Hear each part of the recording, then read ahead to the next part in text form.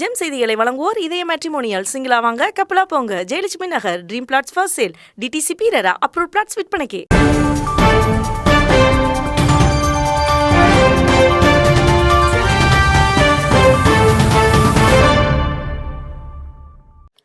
வணக்கம். இந்திய நேரப்படி மதியம் 1:30 மணி செய்திகள். முதலில் ஜெம் தலைப்பு செய்திகளை காணலாம். மக்களவை தேர்தலுக்கான காங்கிரஸ் வாக்குறுதிகள் அடங்கிய தேர்தல் அறிக்கை வெளியீடு. சோனியா காந்தி, கார்கே, ராகுல் ஆகியோர் இணைந்து தேர்தல் அறிக்கையை வெளியிட்டனர். பொருளாதாரத்தில் பின்தங்கிய அனைத்து சாதியினருக்கும் 10% இடஒதுக்கீடு, காங்கிரஸ் வாக்குறுதி. மகாலட்சுமி திட்டத்தின் கீழ் ஆண்டுக்கு ரூபாய் 1 லட்சம், காங்கிரஸ் பரபரப்பு தேர்தல் அறிக்கை. நஷ்டத்தில் இயங்கிய 33 நிறுவனங்களிடம் கட்டாய, பாஜக மீது காங்கிரஸ் குற்றச்சாட்டு. தேர்தல் நடத்தை விதிகளை மீறிய அமைச்சர் உதயநிதி ஸ்டாலின், தேர்தல் ஆணையத்தில் அதிமுக பரபரப்பு புகார். பழனி அருகே விடுதி மேற்கூரை இடிந்து விழுந்து விபத்து, 5 மாணவிகள் உட்பட 6 பேர் படுகாயம். தமிழகம் முழுவதும் பள்ளிகள் மற்றும் அரசு விடுதிகளை சீரமைக்க வேண்டும், பாஜக அண்ணாமலை வலியுறுத்தல். மயிலாடுதுறையில் சிறுத்தை நடமாட்டத்தால் பொதுமக்கள் அச்சம், 3வது நாளாக சிறுத்தையை தேடும் பணி தீவிரம். இனி விரிவான செய்திகளை காணலாம். நஷ்டத்தில் இயங்கிய 33 நிறுவனங்களிடம் கட்டாயமாக நன்கொடை வாங்கியதாக பாஜக மீது காங்கிரஸ் குற்றம் சாட்டியுள்ளது. இதுகுறித்து காங்கிரஸ் பொதுச் செயலாளர் ஜெய்ராம் ரமேஷ் தனது எக்ஸ் வலைதள பக்கத்தில் வெளியிட்ட பதிவில், தேர்தல் நன்கொடை பத்திரங்கள் மூலம் நடைபெற்றுள்ள அதிர்ச்சியூட்டும் முறைகேடுகள் ஒவ்வொரு நாளும் வெளிவருகின்றன என்றும், நன்கொடை அளித்து வர்த்தகத்தை பெற்றுக்கொள்ள என்ற பாஜக அரசின் நிர்பந்தத்தின் காரணமாக நஷ்டத்தில் இயங்கிய 33 நிறுவனங்கள் தேர்தல் நன்கொடை பத்திரங்கள் மூலம் ரூபாய் 585 கோடி நன்கொடை அளித்துள்ளன. அதில் 75%, அதாவது ரூபாய் 434.2 கோடி ஆளும் பாஜகவுக்கு சென்றுள்ளது. இந்த 33 நிறுவனங்களின் மொத்த இழப்பு ரூபாய் 1 லட்சம் கோடியாக கணக்கு காண்பிக்கப்பட்டுள்ளது. இவற்றில் 16 நிறுவனங்கள் வருவாய் இழப்பு காரணமாக 2016 முதல் 2017 முதல் 2022 முதல் 2023 நிதியாண்டு வரை நேரடி வரி எதுவும் செலுத்தவில்லை என்பது தெரிய வந்துள்ளது. பெரும்பாலும் இந்த 33 நிறுவனங்களும் சட்டவிரோத பண பரிவர்த்தனைகளுக்காக போலியாக தொடங்கப்பட்ட நிறுவனங்களாக இருக்கவும் வாய்ப்புள்ளது. இதே காலகட்டத்தில் நிகர லாபம் ஈட்டிய 6 நிறுவனங்கள் பாஜகவுக்கு ரூபாய் 601 கோடி நன்கொடை வழங்கியுள்ளன. இந்த நன்கொடை 6 நிறுவனங்களும் ஈட்டிய நிகர லாபத்தை விட அதிகமாக இருப்பதும் தெரிய வந்துள்ளது. எனவே இந்த 6 நிறுவனங்களும் பாஜகவுக்கு நன்கொடை அளித்த மற்ற நிறுவனங்களுக்கு முன்னோடியாக செயல்பட்டிருக்கவும் வாய்ப்புள்ளது என்று ஜெய்ராம் ரமேஷ் குறிப்பிட்டுள்ளார். தேர்தல் நடத்தை விதிகளை மீறியதாக அமைச்சர் உதயநிதி ஸ்டாலின் மீது தலைமை தேர்தல் அதிகாரியிடம் அதிமுக சார்பில் புகார் அளிக்கப்பட்டுள்ளது. திருச்சி மணப்பாறை பகுதியில் கரூர் தொகுதி காங்கிரஸ் வேட்பாளர் ஜோதிமணியை ஆதரித்து அமைச்சர் உதயநிதி ஸ்டாலின் பிரச்சாரம் மேற்கொண்டார். அப்போது பேசிய அமைச்சர் உதயநிதி ஸ்டாலின், சிலருக்கு மகளிர் உரிமை தொகை கிடைப்பதில் சிக்கல் இருப்பது உண்மைதான் எனவும், அனைவருக்கும் கிடைக்க நிச்சயம் வழிவகை செய்யப்படும் என்றும், மகளிர் உரிமை தொகைக்கு விண்ணப்பித்து விடுபட்ட 40 லட்சம் மகளிருக்கு அடுத்த 4 மாதங்களில் உரிமை தொகை கொடுப்பேன் என்று கூறினார். இந்த நிலையில் அடுத்த 4 மாதங்களில் விடுபட்ட 40 லட்சம் மகளிருக்கு உரிமை தொகை கொடுப்பேன் என்று அமைச்சர் உதயநிதி கூறுவது தேர்தல் நடத்தை விதிமுறைகளுக்கு எதிரானது என்று தமிழக தேர்தல் ஆணையத்தில் அதிமுக தரப்பில் புகார் அளிக்கப்பட்டுள்ளது. அதிமுக வழக்கறிஞர் பிரிவு மாநில செயலாளர் இன்பதுரை தலைமையிலான வக்கீல்கள் குழுவினர் தமிழக தலைமை தேர்தல் அதிகாரி சத்யபிரதா சாகுவிடம் இதுகுறித்து புகார் அளித்துள்ளனர். பழனி அருகே விடுதி மேற்கூரை இடிந்த விபத்தில் 5 மாணவிகள் உட்பட 6 பேர் படுகாயமடைந்தனர். திண்டுக்கல் மாவட்டம் பழனி அருகே உள்ள ஆயக்குடி கிராமத்தில் பள்ளி மாணவிகளுக்கான ஆதி திராவிட நல விடுதி உள்ளது. இந்த விடுதியில் மாணவிகள் உணவு அருந்துவதற்காக காத்திருந்த போது திடீரென மேற்கூரை இடிந்து அங்கு இருந்த பள்ளி மாணவிகள் மேல் விழுந்தது. இந்த விபத்தில் 5 பள்ளி மாணவிகள், சமையலர் ஆகியோர் 6 பேர் படுகாயமடைந்தனர். இதில் விடுதியின் சமையலருக்கும் மாணவி ஒருவருக்கும் தலையில் பலத்த காயம் ஏற்பட்டது. இந்த விபத்தில் படுகாயமடைந்த அனைவரும் அக்கம் பக்கத்தில் இருந்தவர்கள் மீட்டு அருகில் உள்ள மருத்துவமனைக்கு எடுத்து சென்றனர். இந்த விபத்து குறித்து வழக்கு பதிவு செய்த போலீசார் விடுதி ஊழியரிடம் விசாரணை மேற்கொண்டனர். அப்போது மேற்கூரை குறித்து ஏற்கனவே மாவட்ட கல்வித்துறைக்கு தகவல் தெரிவிக்கப்பட்டது என்றும், ஆனால் மேற்கூரை குறித்து எந்த ஒரு நடவடிக்கையும் எடுக்கப்படவில்லை என விடுதி ஊழியர்கள் போலீசாரிடம் தெரிவித்தனர். தமிழகம் முழுவதும் உள்ள பள்ளிகள் மற்றும் அரசு விடுதிகளை சீரமைக்க வேண்டும் என்று அண்ணாமலை வலியுறுத்தியுள்ளார். தமிழக பாஜக தலைவர் அண்ணாமலை எக்ஸ் தளத்தில் வெளியிட்டுள்ள பதிவில், திண்டுக்கல் மாவட்டம் பழனி அருகே ஆயக்குடி பகுதியில் உள்ள ஆதி திராவிடர் மாணவ நல விடுதி மேற்கூரை இடிந்து விழுந்து காலை உணவு அருந்துவதற்காக காத்திருந்த 5 மாணவிகளும் விடுதி சமையலர் ஒருவரும் படுகாயமடைந்துள்ளனர் என்ற செய்தி மிகுந்த அதிர்ச்சி அளிக்கிறது என்று கூறியுள்ளார். அவர்கள் அனைவரும் விரைவில் நடைபெற இடைவெளி வேண்டிக் கொள்கிறேன் என்றும், மேலும் தமிழகம் முழுவதும் ஆதி திராவிடர் நல பள்ளிகளும் விடுதிகளும் மிகவும் மோசமான நிலையில்தான் இருக்கின்றன எனவும், உதட்டளவில் சமூக நீதி பேசி ஊரை ஏமாற்றிக் கொண்டிருக்கும் திமுக தங்கள் வீட்டு குழந்தைகளை படிக்கும் பள்ளிக்கூடங்களோ விடுதிகளோ இதுபோன்ற மோசமான நிலையில் இருப்பதை அனுமதிப்பார்களா என்றும், பள்ளி குழந்தைகளிடமிருந்து திமுக அரசு தீண்டாமையை பார்ப்பது வன்மையாக கண்டிக்கத்தக்கது என்றும், உடனடியாக தமிழகம் முழுவதும் உள்ள பள்ளிகள் மற்றும் அரசு விடுதிகளை சீரமைக்க வேண்டும் என்று ஆயக்குடி விடுதியில் காயமடைந்த மாணவியருக்கும் சமையலருக்கும் உரிய இழப்பீடு வழங்க வேண்டும் என்று திமுக அரசை வலியுறுத்துவதாக அதில் தெரிவித்துள்ளார். மயிலாடுதுறையில் சிறுத்தையை தேடும் பணி இன்று 3வது நாளாக நடைபெற்று வருகிறது. மயிலாடுதுறையில் சிறுத்தையை பிடிக்கும் பணி இன்று 3வது நாளாக நீடித்து வருகிறது. சிறுத்தையை பிடிக்க ராட்சத வலை கூண்டுகள் அமைக்கப்பட்டுள்ளன. ஆரோக்கியநாதபுரத்தில் சுற்றி திரிந்த சிறுத்தையை சித்தர்காடு பகுதிக்கு இடம்பெயர்ந்திருக்கலாம் என தகவல் வெளியாகியுள்ளது. சித்தர்காடு அருகே உள்ள தண்டபாணி செட்டி தெருவில் ஆடு ஒன்று கடித்து குதறப்பட்டு இறந்த நிலையில் கிடந்துள்ளது. அந்த ஆடு சிறுத்தையால் வேட்டையாடப்பட்டது என்று மருத்துவ குழுவினர் ஆய்வு செய்து வருகின்றனர். இதனையடுத்து சிறுத்தையை பிடிக்க சித்தர்காடு பகுதியில் தீவிர தேடுதல் வேட்டை நடைபெற்று வருகிறது. தமிழகத்தில் பல்வேறு இடங்களில் கட்சி தலைவர்கள், வேட்பாளர்கள் மற்றும் பல்வேறு கட்சி நிர்வாகிகள், தொண்டர்கள் வாக்கு சேகரிப்பில் ஈடுபட்டதை தற்போது காணலாம். கன்னியாகுமரி நாடாளுமன்ற தொகுதிக்கு பாஜக சார்பில் போட்டியிடும் பொன் ராதாகிருஷ்ணன், சுசீந்திரம் தானுமலையான் சுவாமி கோவிலில் சென்று சுவாமி தரிசனம் முடித்த பின்னர் அங்கிருந்து திறந்தவெளி ஜீப்பில் பிரச்சாரம் மேற்கொண்டார். இந்த நிகழ்ச்சியில் அக்கட்சி முக்கிய நிர்வாகிகள், தொண்டர்கள் என ஏராளமானோர் கலந்து கொண்டனர்.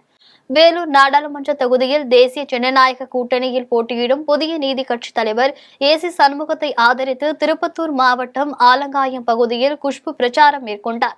அப்போது பெண் பிள்ளைகள் வெளியே சென்று வீடு திரும்பும் வரை வயிற்றில் நெருப்பை கட்டி கொண்டு இருக்கிறார்கள் என்று, திமுக ஆட்சியில் சட்ட ஒழுங்கு இல்லை என்று குற்றம் சாட்டினார். மத்திய அமைச்சர் நீங்க தேர்ந்தெடுத்து அவர் இங்கிருந்து அனுப்புறாதான் உங்களுக்கு எல்லா வசதியும் டைரக்டாக வரும்.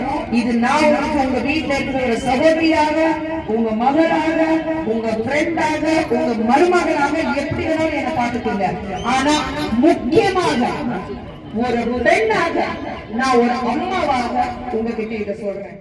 திண்டுக்கல் நாடாளுமன்ற தொகுதியில் போட்டியிடும் பாமக வேட்பாளர் திலகபாமா நெற்றியோடு பட்டியில் தீவிர வாக்கு சேகரிப்பில் ஈடுபட்டார். அப்போது பேசிய அவர், எதிர்க்கட்சியிலிருந்து ஓட்டு கேட்டு வருபவர்களிடம் பிரதமர் வேட்பாளர் யார் என கேளுங்கள் என்று நொச்சியோடு பட்டியில் பாமக வேட்பாளர் திலகபாமா வாக்கு சேகரித்த போது தெரிவித்தார்.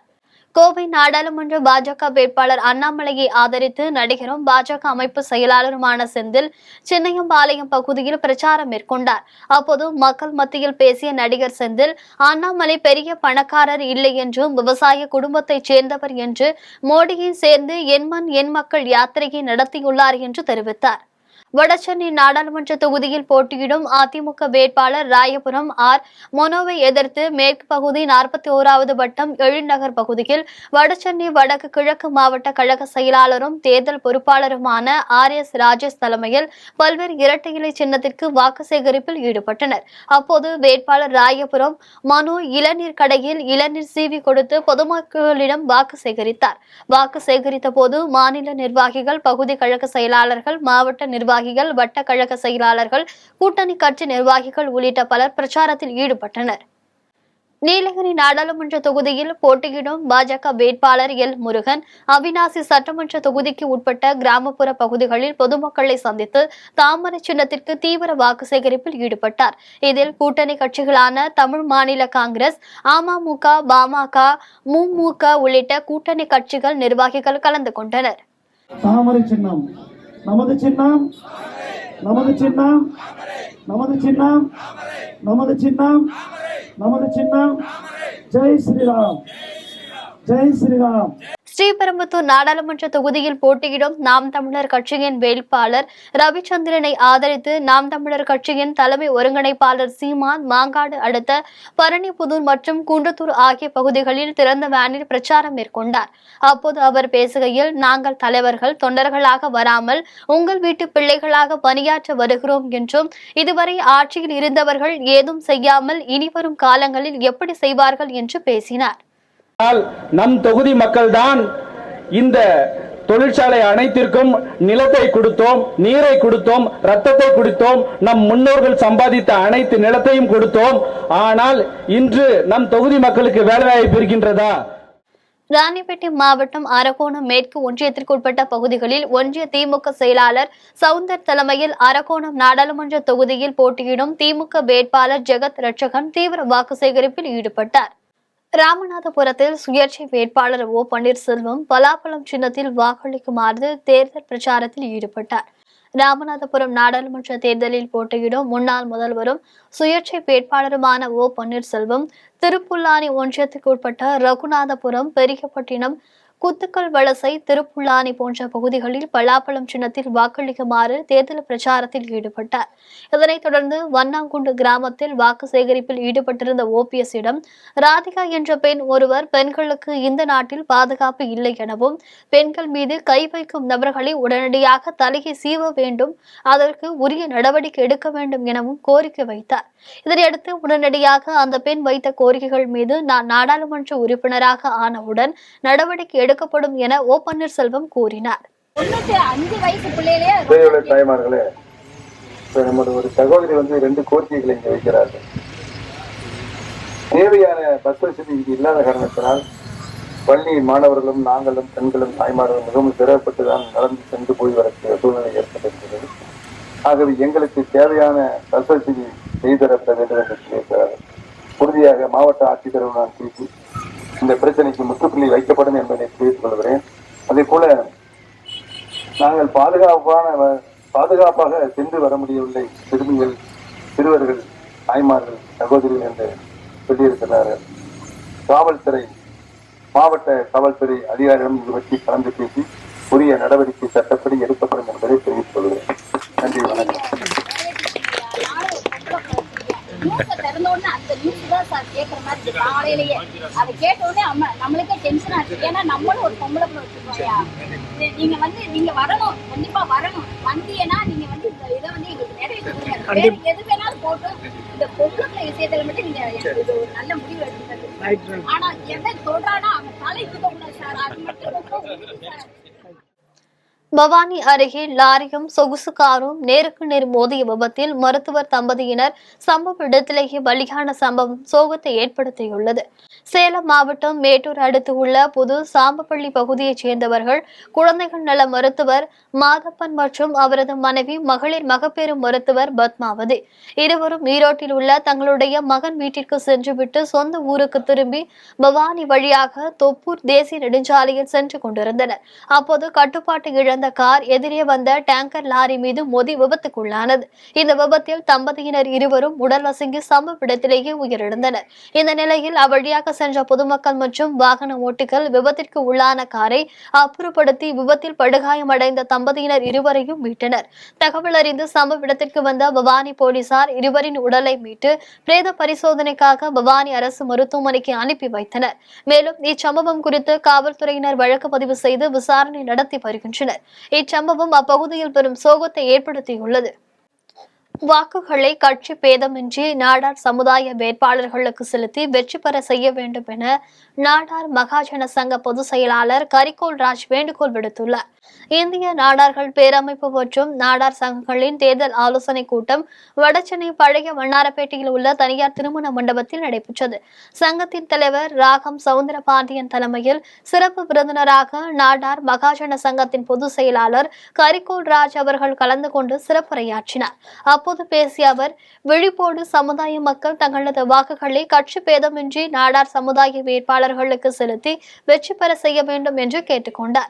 இந்த கூட்டத்தில் AVS மாரிமுத்து உள்ளிட்ட 100க்கும் மேற்பட்ட நாடார் சமுதாய மக்கள் கலந்து கொண்டனர். நமது வேட்பாளர் அருமைக்குரிய அண்ணன் வழக்கறிஞர் அவர்கள் வெற்றி பெற வேண்டும் என்ற நோக்கத்தோடு இந்திய நாடார் பேரமைப்பு இந்த கூட்டத்திற்கு ஏற்பாடு செய்திருக்கிறார்கள்.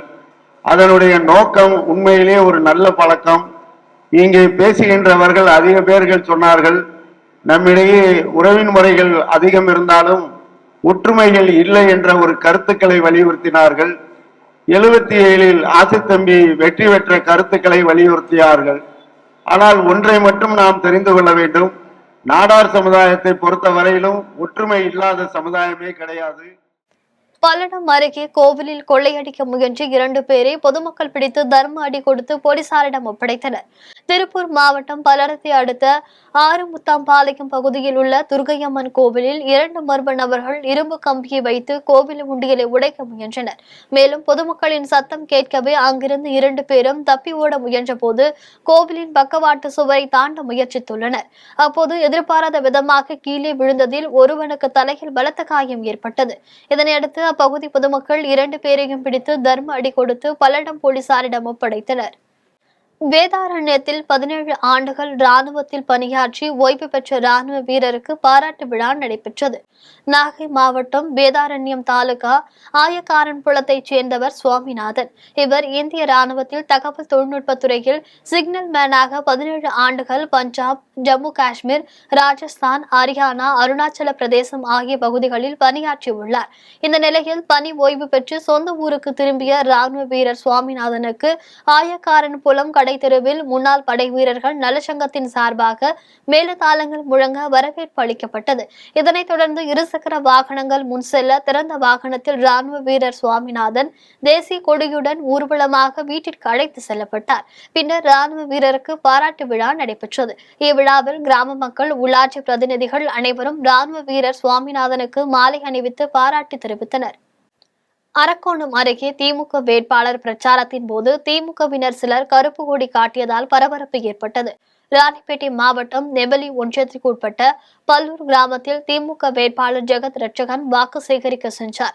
அப்போது திமுகவினர் சிலர் ஒன்றிய செயலாளர் வடிவேல் அதிமுகவினருக்கு துணை போவதாக கூறி எதிர்ப்பு தெரிவிக்கும் வகையில் சுவற்றில் ஒட்டப்பட்டு இருந்த போஸ்டர்களை கிழித்தும் உதயசூரியன் சின்னத்தை அடித்தும் கருப்பு கொடி மற்றும் கருப்பு பலூனுடன் கூடியதால் பரபரப்பு ஏற்பட்டது.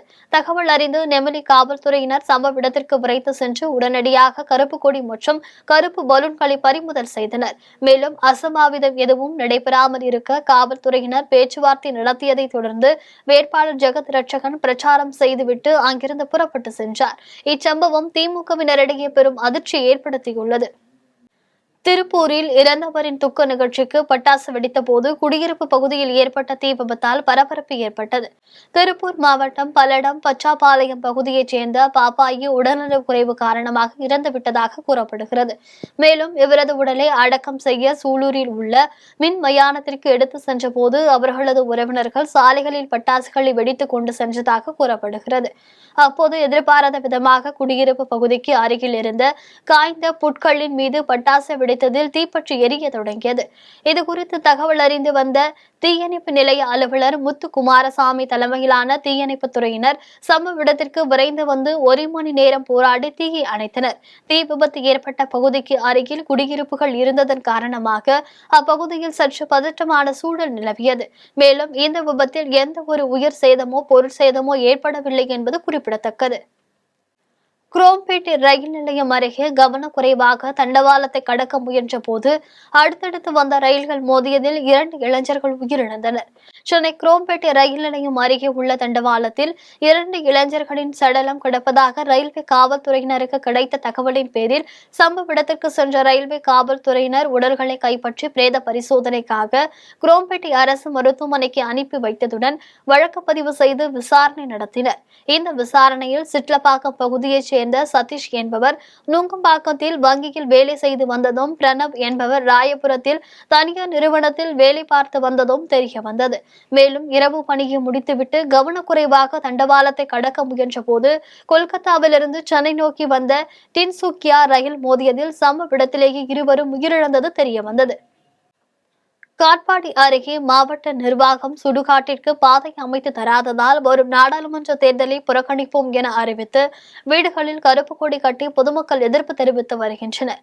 மேலூர் மாவட்டம் காட்பாடி தாலுகாவிற்கு உட்பட்ட கோடவார்பள்ளி காலனி பகுதியில் சுமார் 100க்கும் மேற்பட்ட குடும்பத்தினர் வசித்து வருகின்றனர். இவர்களுக்கு அப்பகுதியில் உள்ள பாலாற்றின் கரையோரம் சுடுகாடு அமைக்கப்பட்டுள்ளது. இந்த நிலையில் இறந்தவர்களை சுடுகாட்டு பகுதிக்கு எடுத்து செல்ல சாலை வசதி இல்லாததால் தனியார் நிலத்தின் வழியாக சடலங்களை எடுத்து செல்லும் நிலை ஏற்பட்டு வந்தது.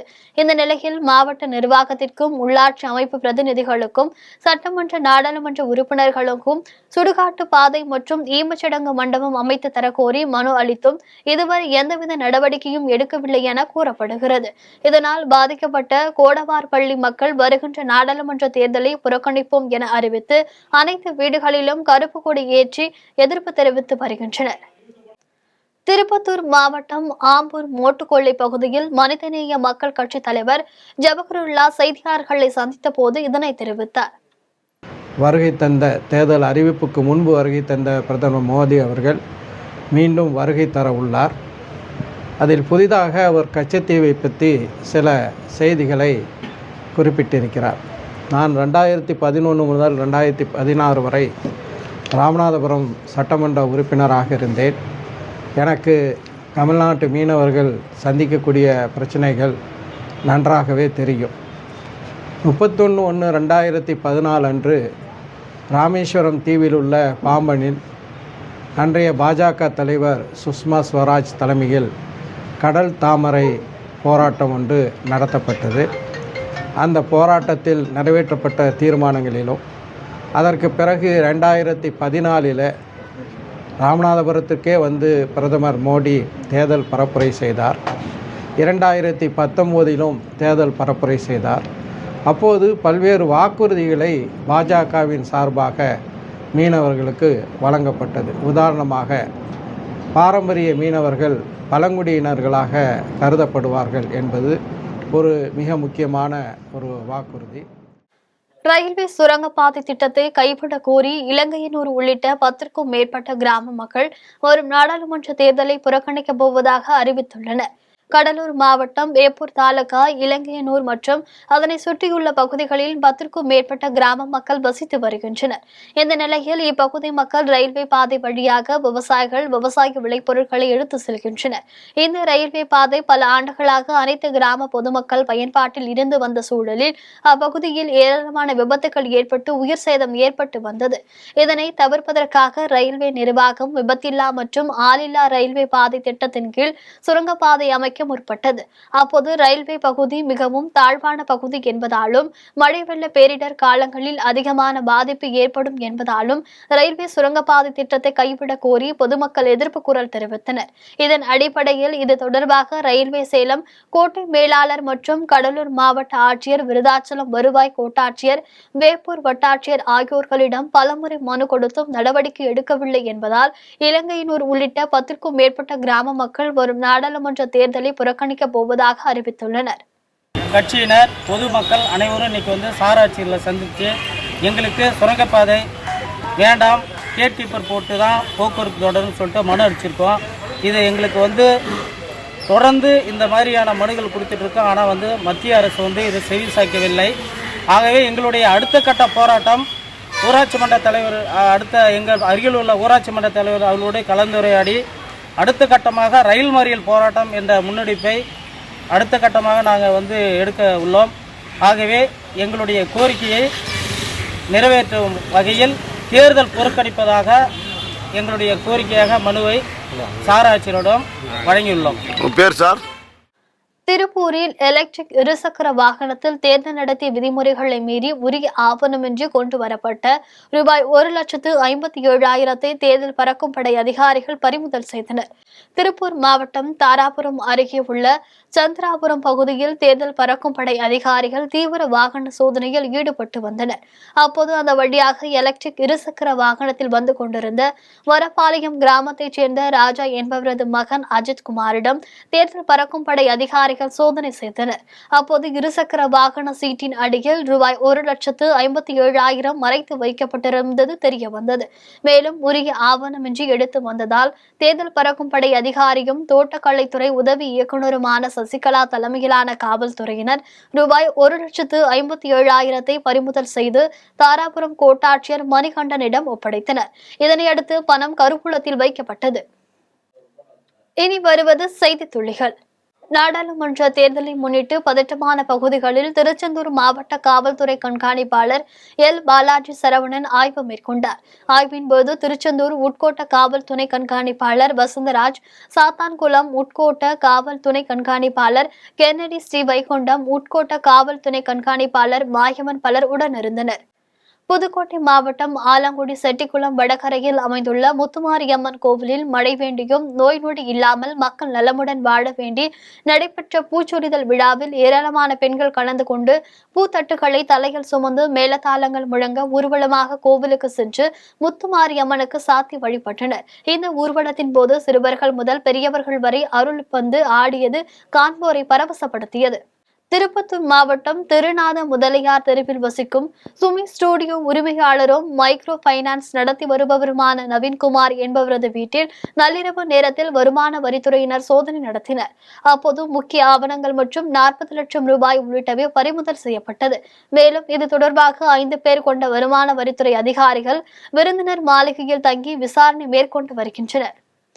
கோவையில் மத நல்லிணக்கத்தை போற்றும் வகையில் கரும்புக்கடை பூங்கா நகர் பகுதியில் உள்ள மஸ்ஜிதுல் இஸ்லால் பள்ளிவாசலில் சர்வ மத நல்லிணக்க இப்தார் நிகழ்ச்சி நடைபெற்றது. இதில் ஜீவன் அசீஜ் ஒருங்கிணைப்பாளர் நடைபெற்ற இந்த நிகழ்ச்சியில் பல்சமய நல்லுறவு இயக்கத்தின் தலைவர் முகமது ரஃபி, குருஜி சிவா, ஆத்மா சுவாமிகள், டோனி சிங் உட்பட பலர் கலந்து கொண்டனர். கோவை மத்திய சிறையில் அடைக்கப்பட்டுள்ள கிறிஸ்துவ குருமார்களை சந்திப்பதற்காக வந்த பாஜக சிறுபான்மை பிரிவு தேசிய செயலாளர் வேலூர் இப்ராஹிம் செய்தியாளர்களை சந்தித்து பேசினார். அப்போது இஸ்லாமியர்கள் கிறிஸ்தவர்களோடு இணைந்து பாஜகவிற்கு வாக்களிக்க கோரி 7 நாடாளுமன்ற தேர்தல்களில் பிரச்சாரம் செய்து கொண்டிருக்கிறோம் என்று தெரிவித்தார்.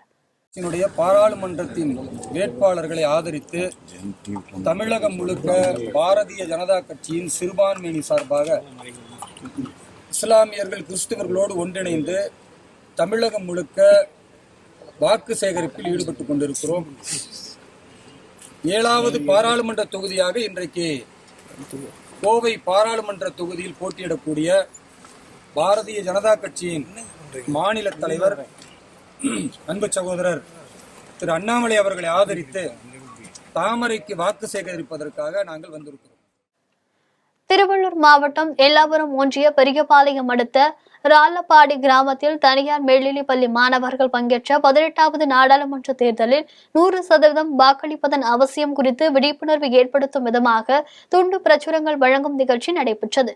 இந்த நிகழ்ச்சிக்கு பள்ளியின் நிறுவனரும் தாளாளருமான டாக்டர் ஏகாம்பரம் தலைமை தாங்கினார். இதில் பள்ளியின் முதல்வர் ரஞ்சித்குமார், ஊத்துக்கோட்டை வட்டாட்சியர் மதன், கும்மிடிப்பூண்டி சட்டமன்ற தொகுதியின் உதவி தேர்தல் நடத்தும் அலுவலர் கணேஷ் உட்பட பலர் கலந்து கொண்டனர்.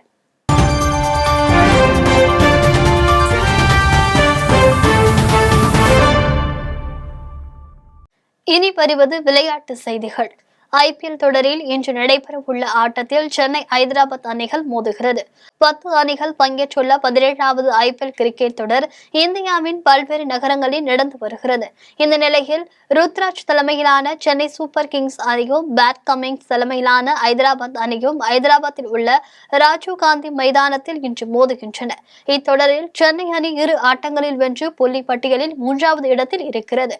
இந்த நிலையில் சென்னை அணி இன்று தனது 3வது வெற்றியை பதிவு செய்யுமா என ரசிகர்கள் எதிர்பார்ப்பில் உள்ளனர். மீண்டும் தலைப்பு செய்திகள். மக்களவை தேர்தலுக்கான காங்கிரஸ் வாக்குறுதிகள் அடங்கிய தேர்தல் அறிக்கை வெளியீடு.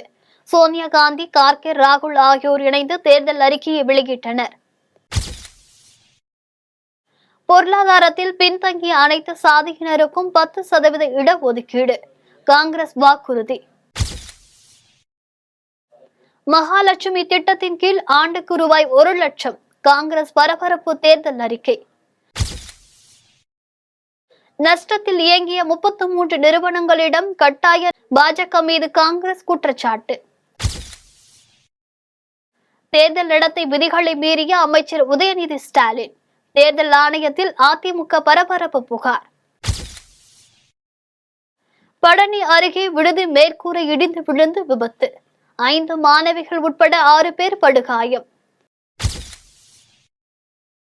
தமிழகம் முழுவதும் பள்ளிகள் மற்றும் அரசு விடுதிகளை சீரமைக்க வேண்டும்.